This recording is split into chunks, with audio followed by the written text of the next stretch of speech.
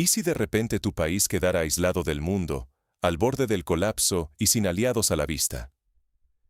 Imagina, por un instante, despertar en una nación donde cada decisión cotidiana se convierte en una cuestión de supervivencia, donde la radio solo transmite noticias de fronteras cerradas, mercados paralizados y la incertidumbre se cuela en cada conversación familiar. Las calles, antes bulliciosas, ahora son testigos mudos de la preocupación colectiva. Así comenzó la historia que transformó para siempre a Burkina Faso. Eso fue lo que enfrentó Burkina Faso.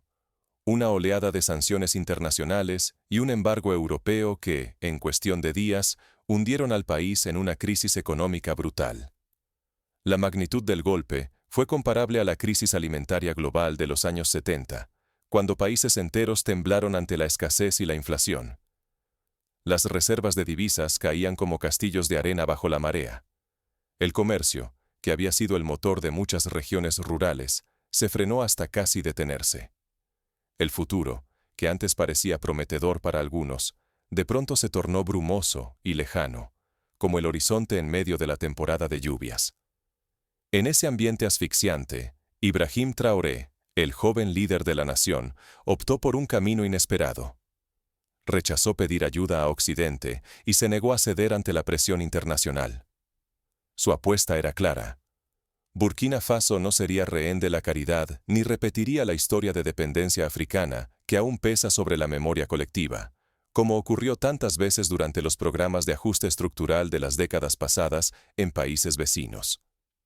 La decisión fue arriesgada, casi suicida según algunos analistas. En apenas 72 horas, el país dio un giro radical. Transformó la base de su economía y alimentación, apostando todo al manioc, un cultivo resistente, tradicional y menospreciado hasta entonces. El éxito o el fracaso dependía de esto. Si fallaban, el país perdería su soberanía y quedaría a merced de intereses extranjeros. Si triunfaban, cambiarían la narrativa global y demostrarían que África puede forjar su propio destino. Así como Corea del Sur apostó por la industrialización en los años 60 y Malasia por el caucho y el aceite de palma, Burkina Faso apostó por el manioc. La crisis se volvió un campo de batalla por el orgullo nacional, la autonomía financiera y el esfuerzo de generaciones. Cada ciudadano tenía en sus manos no solo el pan de cada día, sino el futuro de todo un país. Esto evocó los días del movimiento de independencia, cuando la unidad y el compromiso colectivo eran la única vía para resistir el dominio colonial. ¿Cómo se toma una decisión tan extrema? ¿Qué impulsa a desafiar al sistema global cuando todo parece perdido? Para entenderlo, primero hay que descubrir el origen y el contexto de esta revolución silenciosa. Antes de la tormenta, Burkina Faso ya enfrentaba desafíos enormes. Durante décadas, la economía dependía de la exportación de algodón, oro y cereales, y el país era vulnerable a las fluctuaciones de los precios internacionales. Pero nada los preparó para el golpe que estaba por llegar. Las historias de otras naciones, como Cuba en los años 90 tras la caída de la Unión Soviética, mostraban que la resiliencia debía ir acompañada de creatividad y decisión política. Todo parecía derrumbarse. Miles de toneladas de cosechas sin vender, agricultores al borde del abismo y una economía tambaleante. Europa cerró de manera inflexible sus fronteras a las exportaciones agrícolas africanas. En menos de un mes, Burkina Faso se vio con almacenes a rebosar de granos y productores sin un ingreso, mientras el porvenir de cientos de miles de familias pendía de un hilo casi invisible. El país, al borde de un colapso económico total, sentía cómo la esperanza se desvanecía día tras día. Las sanciones internacionales y el embargo europeo no solo bloquearon el flujo de divisas, sino que también golpearon la moral nacional. Mercados que durante años habían asegurado la subsistencia de miles de campesinos se tornaron inalcanzables de la noche a la mañana. Las calles se llenaron de camiones detenidos bajo el sol implacable, cosechas apiladas y desempleo en aumento incesante. La presión externa asfixiaba a Burkina Faso, mientras el mundo observaba en silencio, sin mover un dedo. Esta parálisis recordaba la crisis del petróleo en la década de los 70, cuando países enteros debían reinventarse para sobrevivir. En el epicentro de esta crisis inédita, Ibrahim Traoré tomó una decisión que cambiaría el rumbo del país. En lugar de aceptar la ayuda extranjera, siempre condicionada y limitada, convocó de urgencia a los mejores agrónomos y mandos militares. Durante jornadas y noches enteras, buscaron una salida real, una alternativa que pudiera evitar la ruina y devolver el control del destino nacional a sus propias manos. Consultaron experiencias de otros países, desde los comités de arroz de Vietnam tras la guerra, hasta la autosuficiencia agrícola de Israel en sus primeros años de existencia.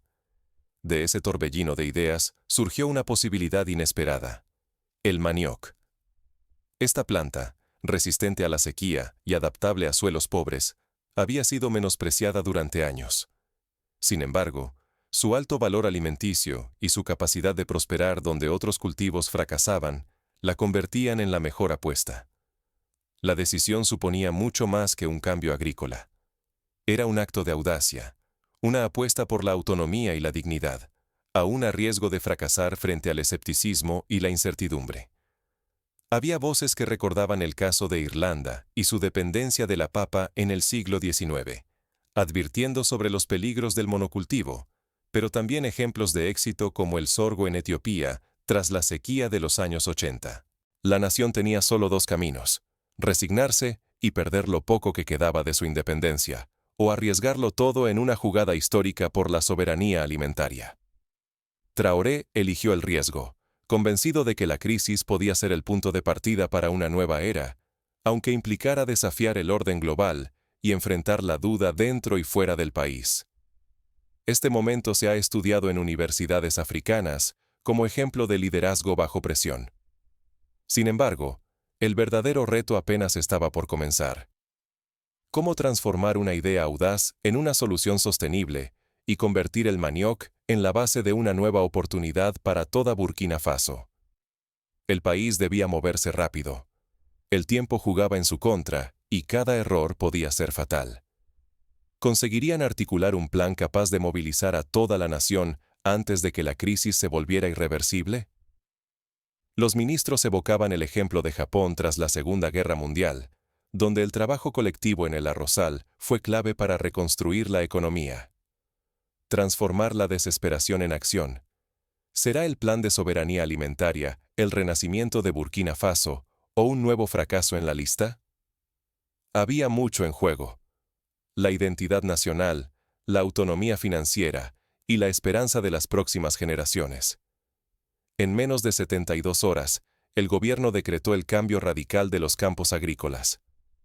Allí donde antes crecían cereales para la exportación, ahora el manioc, esa raíz tenaz, se sembraba con urgencia y esperanza. Se organizó una logística que recordaba a las campañas de alfabetización masiva de los años 60, movilizando a funcionarios, líderes comunitarios y voluntarios para repartir semillas y herramientas. Cooperativas y brigadas agrícolas surgieron en cada aldea y ciudad. Agricultores de toda la vida y jóvenes que soñaban con emigrar hallaron un propósito común: reconstruir la dignidad desde la tierra. Trabajar el campo ya no era resignación, sino un acto de resistencia y orgullo nacional. Se promovieron concursos entre regiones para ver quién lograba la mayor producción por hectárea, reavivando un espíritu de sana competencia. El manioc pronto llenó las despensas de miles de familias. Más allá de alimentar a los suyos, se transformaba en harinas y almidones listos para la exportación. Por primera vez en muchos años, la riqueza fluyó dentro y fuera de las fronteras burkinesas. El país empezó a exportar a naciones vecinas como Níger y Costa de Marfil, abriendo nuevos canales comerciales. Pero ningún avance pasa desapercibido. Desde Bruselas y Washington llegaron dudas sobre la seguridad y calidad de los productos de manioc. Informes internacionales sembraban sospechas. ¿Serían suficientes los controles para proteger a los consumidores globales? Algunos medios compararon la situación con la crisis de la melamina en la leche china, exigiendo pruebas y certificaciones rigurosas. Burkina Faso respondió con firmeza: Se aprobaron normativas rigurosas y se invirtió en modernizar las infraestructuras. Laboratorios de control, redes de logística, centros de procesamiento surgieron en cuestión de semanas. El mensaje era inequívoco. La resiliencia no es improvisación, sino rigor y transparencia. Se invitó a expertos internacionales para supervisar los procesos, ganando legitimidad ante organismos como la FAO y la Unión Africana. La tensión crecía. Si el manioc fracasaba, la economía caería aún más, y la dependencia de la ayuda externa se volvería asfixiante. Pero si el modelo funcionaba, Burkina Faso sería ejemplo continental de autonomía y dignidad, tal como Vietnam lo fue para Asia tras su reforma agraria en los años 80. A pesar del escepticismo, los primeros embarques de productos de manioc partieron hacia mercados regionales. La economía local comenzó a mostrar signos de recuperación, y la esperanza se coló en las charlas de cada día. Sin embargo, cada logro abría nuevas preguntas y desafíos que nadie podía ignorar. ¿Sería sostenible este modelo en el largo plazo o solo una solución temporal? ¿Podrán sostener el impulso frente a presiones externas y obstáculos internos? Lo que sigue pondrá a prueba la determinación colectiva y revelará si la transformación es real o solo un espejismo. Las lecciones de la historia africana, desde el auge y caída de los cultivos de cacao en Ghana hasta los altibajos del petróleo en Nigeria, estaban siempre presentes en la mente de los líderes burkineses. ¿Es esta revolución agrícola un modelo realmente sostenible o un riesgo disfrazado que puede desmoronarse en cualquier momento? La pregunta resonaba en universidades, mercados y asambleas de barrio. Los primeros resultados sorprendieron a todos. En apenas medio año, la productividad de los campos se duplicó, de 3 a 6 toneladas por hectárea. Las exportaciones de derivados del manioc alcanzaron 100.000 toneladas durante el primer año, y al siguiente sobrepasaron las 250.000. Esto equivalía al doble de lo que el país exportaba en algodón en sus mejores años. Este vuelco impulsó el empleo rural. Se crearon 80.000 nuevos puestos, de los cuales el 40% fueron ocupados por mujeres, modificando profundamente la dinámica social y laboral en las comunidades. Programas de formación específicos permitieron que muchas mujeres accedieran a roles de liderazgo en cooperativas, inspirando a futuras generaciones. La dependencia de ayuda internacional se desplomó. El desempleo rural, que antes era del 15%, bajó al 5%. Burkina Faso pasó de esperar donaciones a convertirse en un símbolo de autosuficiencia africana, capaz de tomar decisiones propias y recuperar su reputación ante la región. Se celebraron ferias de productos locales y campañas de orgullo nacional, reforzando la cohesión social. Pero el entusiasmo no es unánime. Expertos y organizaciones internacionales alertan sobre el peligro de depender de un solo cultivo. El monocultivo de manioc podría degradar los suelos, agotar recursos y exponer al país a plagas o cambios climáticos inesperados. Recordaban el desastre de la plaga de langosta en Madagascar y los efectos devastadores de la roya en el café centroamericano. En el plano internacional, el éxito de Burkina Faso ha provocado tensiones. Países que antes controlaban el mercado africano miran con preocupación este ejemplo de independencia, temiendo un efecto dominó. El riesgo de aislamiento económico y nuevas sanciones sigue latente. Algunos analistas en Europa y Estados Unidos advierten que si otros países africanos siguen este camino, el orden tradicional del comercio agrícola podría verse alterado para siempre. Frente a estos retos, el gobierno ha decidido priorizar la diversificación agrícola e invertir en innovación tecnológica. Se han forjado alianzas estratégicas con países vecinos, apostando a la cooperación regional para sostener el crecimiento y blindarse ante la volatilidad de los mercados globales. De hecho, se han firmado acuerdos con Ghana y Togo para compartir semillas resistentes y técnicas de cultivo sostenible. El futuro de Burkina Faso depende de lograr un equilibrio delicado: mantener la productividad, diversificar cultivos y fortalecer lazos internacionales. Si uno de estos pilares falla, el país podría enfrentar estancamiento económico o incluso aislamiento total. Por ello, el gobierno ha lanzado un plan de rotación de cultivos, introduciendo legumbres y hortalizas que enriquecen el suelo y reducen el riesgo de enfermedades. Pero, ¿cómo se gestó realmente este cambio radical? La historia detrás del éxito esconde decisiones audaces y momentos de alto riesgo. Un ejemplo. La noche anterior al decreto, Traoré reunió a su gabinete, revisaron mapas de suelos, consultaron con líderes tradicionales e incluso pidieron la opinión de ancianos campesinos que conocían los ciclos de la tierra mejor que nadie. La pregunta crucial es esta: ¿cómo se transforma una crisis devastadora en el motor de un renacimiento nacional y continental? ¿Cuáles son las claves de una transición que puede inspirar a otros países enfrentados a retos similares? La historia de Burkina Faso ofrece respuestas tangibles. El primer paso fue elegir cultivos resilientes, capaces de prosperar donde otros fracasan. El manioc, resistente al clima áspero y con bajo requerimiento de insumos, se convirtió en la apuesta clave. Sin embargo, no basta con cambiar lo que se siembra. La clave está en integrar tecnologías limpias como la irrigación solar, que reduce costos y dependencia. Se instalaron paneles solares en cooperativas rurales, permitiendo el riego nocturno y el funcionamiento de pequeños molinos eléctricos para transformar el manioc en harina. La segunda lección es crear valor en casa. Burkina Faso dejó de exportar materia prima sin procesar e invirtió en plantas, almacenes y centros de distribución locales. Así, cada fase de la cadena genera empleo y mantiene la riqueza dentro de las comunidades, cortando el ciclo de fuga de capitales.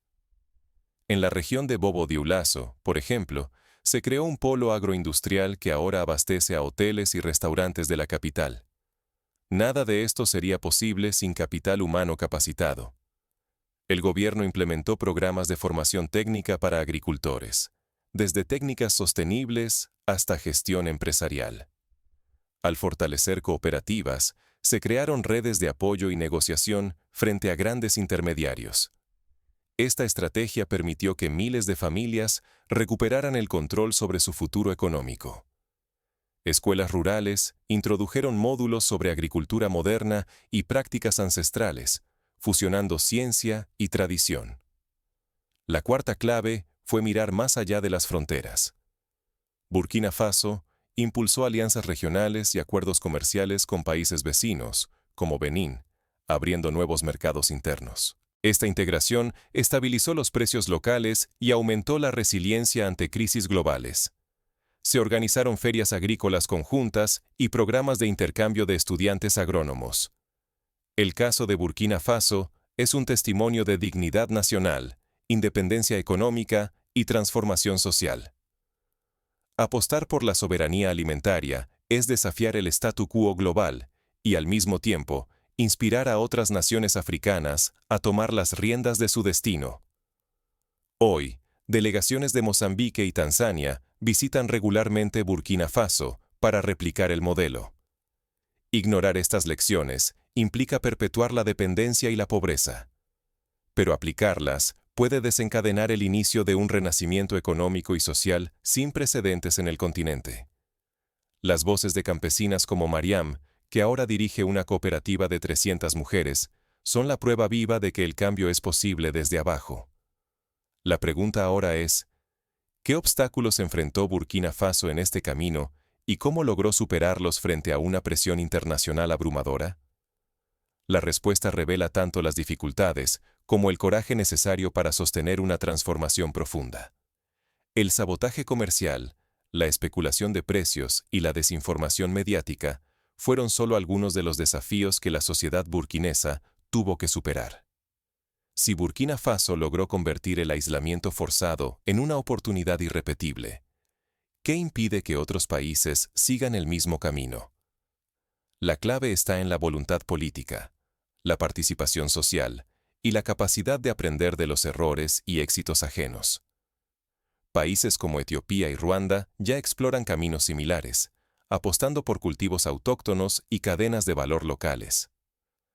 La historia reciente de este pequeño país africano revela que la independencia y la resiliencia no son fantasías, sino sendas reales, forjadas a pulso. Frente a sanciones internacionales y un embargo europeo letal, Burkina Faso apostó por sí mismo y, con coraje colectivo, reinventó su destino desde las raíces. La lección es clara. Cuando la crisis golpea, la respuesta puede ser resignación o transformación. El manioc, aquel cultivo marginado durante décadas, pasó a ser emblema de una revolución económica y social. No hubo milagros, solo voluntad política, cooperación local y la firmeza de no arrodillarse ante presiones externas.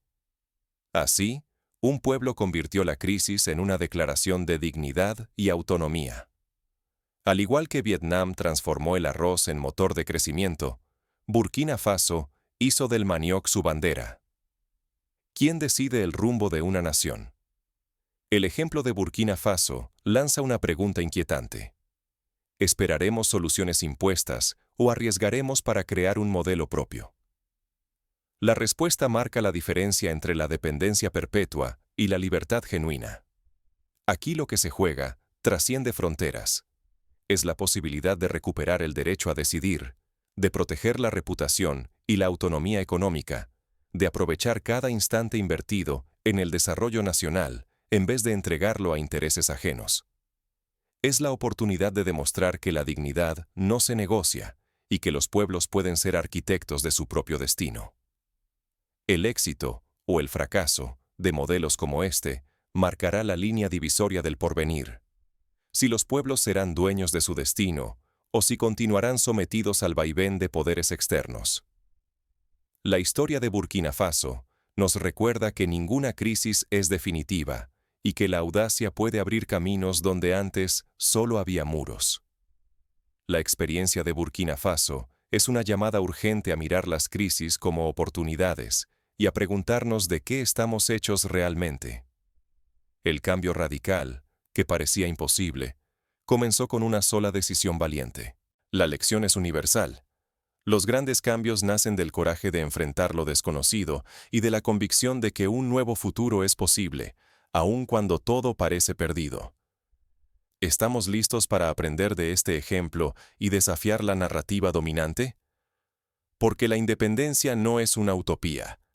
Es una ruta desafiante, pero abierta para quien decida recorrerla. El mañana pertenece a quienes se atreven a imaginarlo, y sobre todo, a quienes se atreven a construirlo, paso a paso, desde la raíz misma de su tierra.